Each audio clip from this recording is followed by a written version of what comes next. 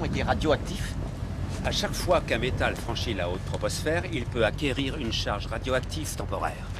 En tant que pilote, ce phénomène devrait vous être familier. Oui, mais à combien était l'avion de Fuller? Pour un vol classique, même transatlantique, les relevés ne vont pas excéder quelques millirèmes. Mais les relevés sur son appareil étaient excessifs. Oui, tout comme son histoire, en fait. Les manœuvres de vol qu'il a décrites pour échapper à cette lumière, le meilleur pilote du monde ne pourrait pas faire ce qu'il a dit. Ce plitasse de la voltige a rasé la pelouse d'un stade de football. Il veut le dissimuler avec un énorme mensonge. Et nous, on est coincés à Fargo pour la soirée. Voilà tout ce qu'il y a à retenir de l'histoire. Bon, d'accord, admettons que votre hypothèse est correcte. Et c'est le cas. Comment expliquez-vous les dégâts sur le ventre de son appareil? Quel genre d'ovni pourrait faire ces entailles? Excusez-moi, quoi? OVNI pour objet volant non identifié. Je ne fais que condenser une terminologie que vous avez employée, revisitée à ma façon. C'est une nouvelle science que nous créons, il lui faut cette terminologie. Et ce sera plus rapide à taper à la machine. Je l'adopte. Mais dans cette affaire, je pense être en mesure d'identifier ce que Fuller a vu. Au bout d'un certain temps dans les airs, on en croise forcément quelques-uns en chemin.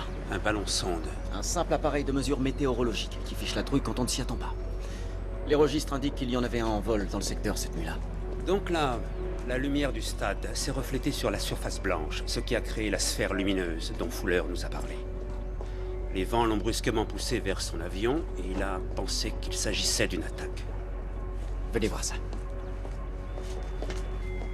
La nacelle est en métal. Si on vole trop près et qu'on érafle ce truc, ça va laisser des marques. Vous êtes impressionné, hein? J'ai faim pour tout vous dire. Et j'ai des calculs à faire. Ça marche pas comme ça, Doc. Vous êtes marié depuis combien de temps? Ça fait 12 ans. Non, mais vous êtes si jeune. Et qu'est-ce qu'il fait, votre mari? Il est professeur d'astrophysique. Est-ce que je devrais faire semblant de savoir ce que c'est? Oh, ça a marché pour moi ces 10 dernières années. Mimi, je suis nouvelle en ville. Où est-ce qu'il faut aller pour s'amuser à Columbus? Et si vous me dites la patinoire, je vais pousser des cris. Je ne crois pas être la mieux placée pour vous renseigner. Avant, avec Allen, on faisait de la rumba au centre associatif, mais il a tellement de travail maintenant. Et puis il vient de décrocher un autre poste. Ah bon? Il fait quoi? Je ne peux pas trop en parler.